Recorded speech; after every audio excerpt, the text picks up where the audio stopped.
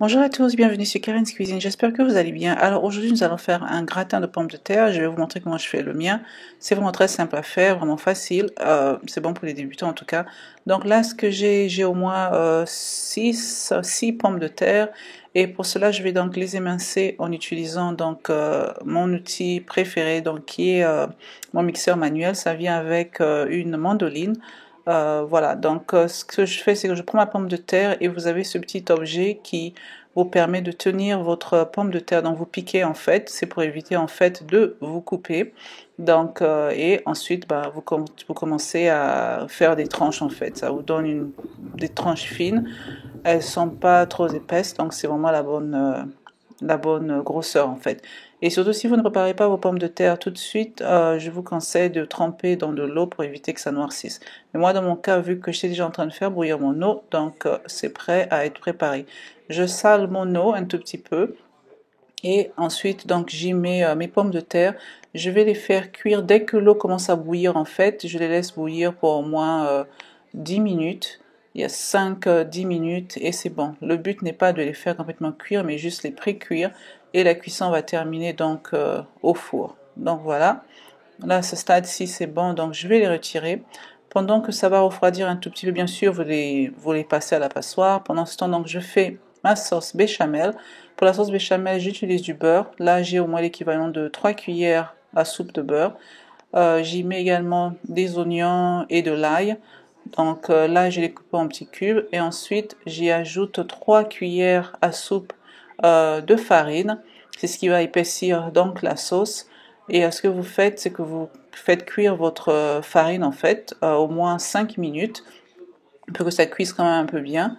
Et à cela, je vais ajouter donc du lait. La quantité de lait que j'ai utilisée dans mon cas, c'est 500 ml. C'est par rapport à la quantité de mes pommes de terre. Bien sûr, vous pouvez toujours faire plus de sauce béchamel.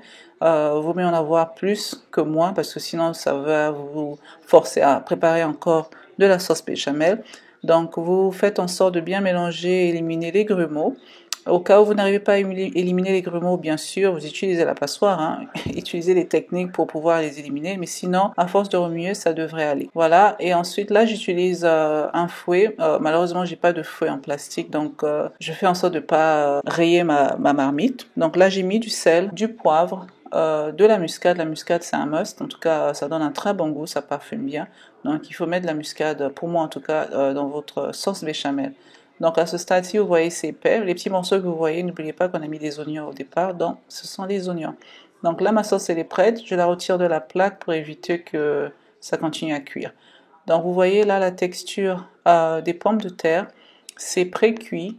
Donc je vais vous montrer en pliant. Vous voyez, c'est assez ferme encore. Donc là, ce n'est pas pâteux. Donc vaut mieux que ce soit que votre pomme de terre ait cette texture.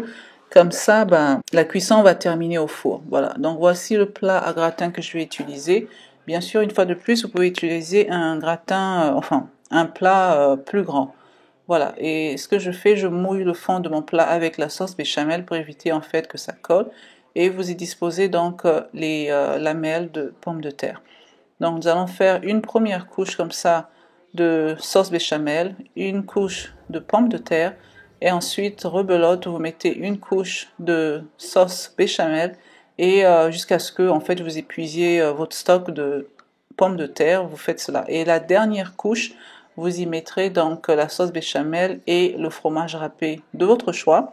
Moi dans mon cas, j'ai utilisé donc du fromage râpé de l'Emmental. Bien sûr, vous pouvez utiliser la mozzarella râpée. C'est à vous de choisir en fait. Ou sinon, si vous n'aimez pas le fromage, vous n'en mettez pas.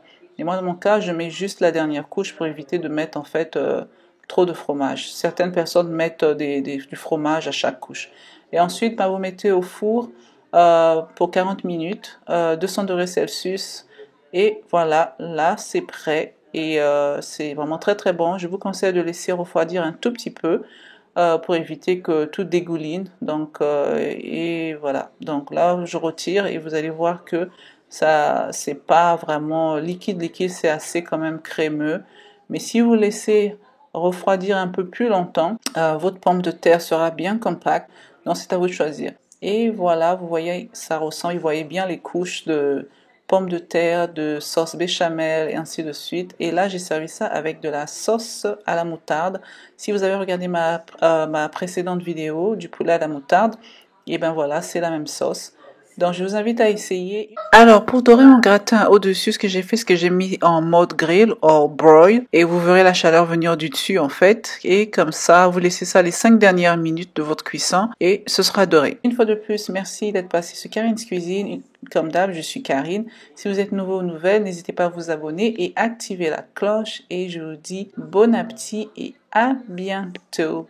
Bye!